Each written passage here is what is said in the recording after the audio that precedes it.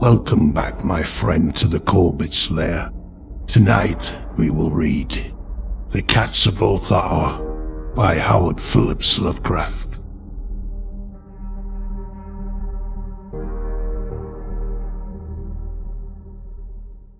And remember, if you want more stories like this, leave your message in the comments box. Without more to say, let us begin.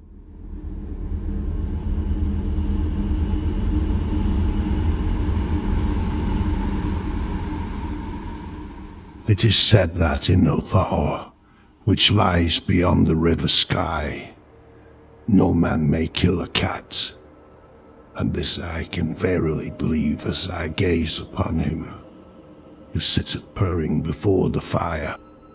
For the cat is cryptic, and close to strange things which men cannot see. He is the soul of antique Egyptus, and bearer of tales from forgotten cities in Meroe and Ophir. He is the kin of the jungle's lords, and heir to the secrets of hoary and sinister Africa. The Sphinx is his cousin, and he speaks her language, but he is more ancient than the Sphinx, and remembers that which he had forgotten. In Ulthar, before ever the burgesses forbade the killing of cats, there dwelt an old carter and his wife, who delighted to trap and slay the cats of their neighbors. Why they did this I know not, save that many hate the voice of the cat in the night, and take it ill that cats should run stealthily about yards and gardens at twilight. But whatever the reason, this old man and woman took pleasure in trapping and slaying every cat which came near to their hovel, and from some of the sounds heard after dark, many villagers fancied that the manner of slaying was exceedingly peculiar. But the villagers did not discuss such things with the old man and his wife, because of the habitual expression on the withered faces of the two, and because their cottage was so small and so darkly hidden under spreading oaks at the back of the neglected yard. In truth, much as the owners of cats hated these odd folk, they feared them more, and instead of berating them as brutal assassins, merely took care that no cherished pet or mouses should stray toward the remote hovel under the dark trees. When through some unavoidable oversight a cat was missed, and sounds heard after dark, the loser would lament impotently, or console himself by thanking fate that it was not one of his children who had thus vanished. For the people of Ulthar were simple, and knew not whence it is all catch first came. One day a caravan of strange wanderers from the south entered the narrow cobbled streets of Ulthar. Wanderers they were, and unlike the other roving folk who passed through the village twice a year, in the marketplace they told fortunes for silver and bought cabbage from the merchants. What was the land of these wanderers none could tell, but was seen that they were given to strange prayers, and that they had painted on the sides of their wagons strange figures with human bodies, and a hedge of cats, oaks, rams, and lions. Leader of the caravan wore a headdress with two horns and a curious disc betwixt the horns. There was in this singular caravan a little boy with no father or mother, but only a tiny black kin to cherish. The plague had not been kind to him, yet had left him this small furry thing to mitigate his sorrow. And when one is very young, one can find great relief in the lively antics of a black kin. So the boy, whom the dark people called mean, smiled more often than he wept, as he sat playing his graceful kin on the steps of an oddly painted wagon. On the third morning of the wanderer's stay in Ulthar, Means could not find his kin, and as he sobbed aloud in the marketplace, certain villagers told him of the old man and his wife, and of sounds heard in the night. And when he heard these things, his sobbing gave place to meditation, and finally to prayer. He stretched out his arms toward the sun and prayed in a tongue no villager could understand, though indeed the villagers did not try very hard to understand, since their attention was mostly taken up by the sky and the odd shapes clouds were assuming was very peculiar. But as the little boy uttered his petition, there seemed to form overhead the shadowy, nebulous figures of exotic things, of hybrid creatures crowned with horn-flanked discs. Nature is full of such illusions to impress the imaginative. That night the wanderers left Ulthar and were never seen again, and the householders were troubled when they noticed that in all the village there was not a cat to be found. From each hearth the familiar cat had vanished, cats large and small, black, grey, striped, yellow, and white.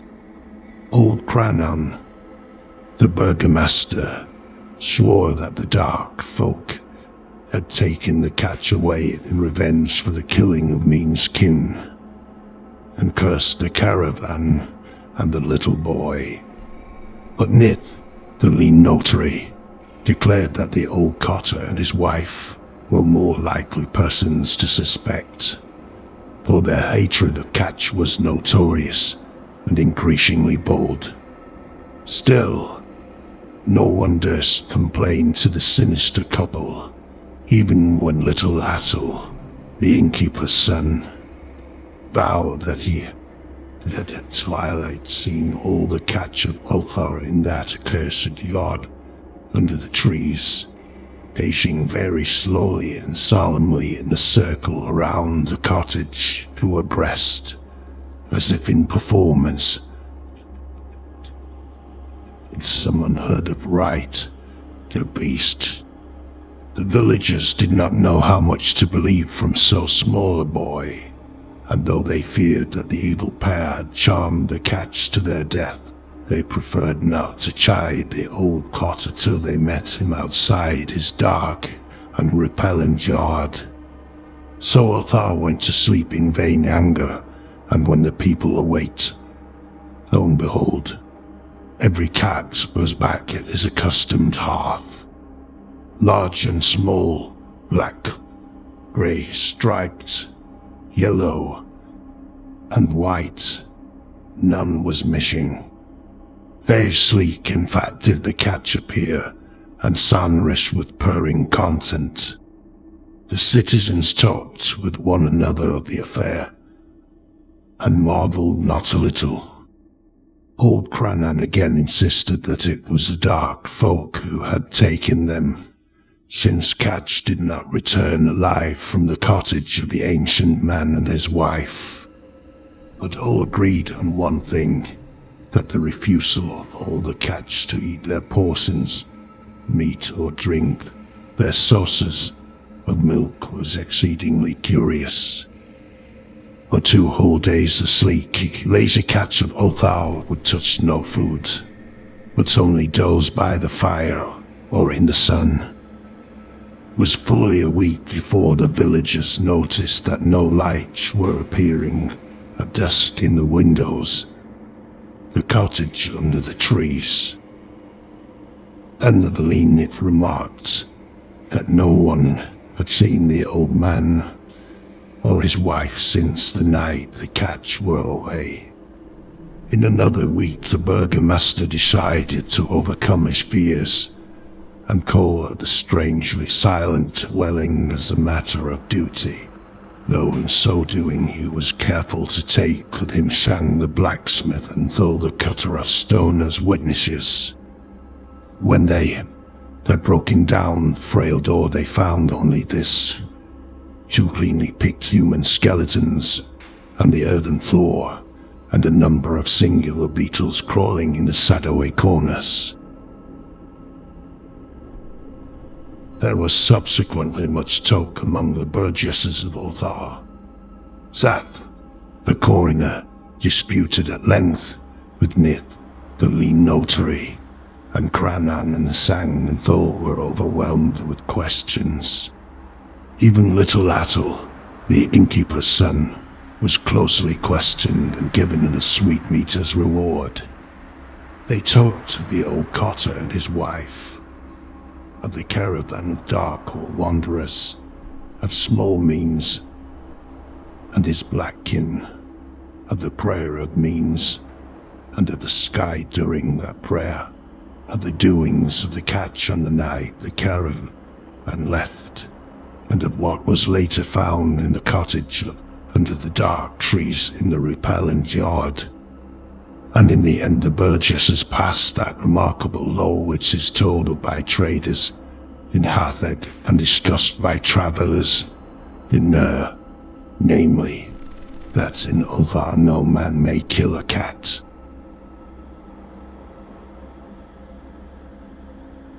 And this, my friends, it's the end of our story.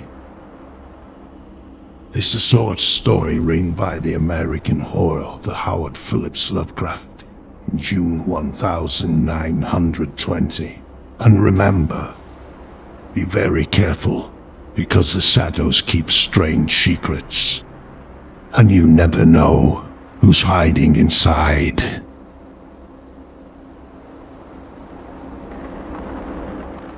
Thanks for watching us, and we invite you to subscribe. We upload stories every week. See you in the next video, my friends.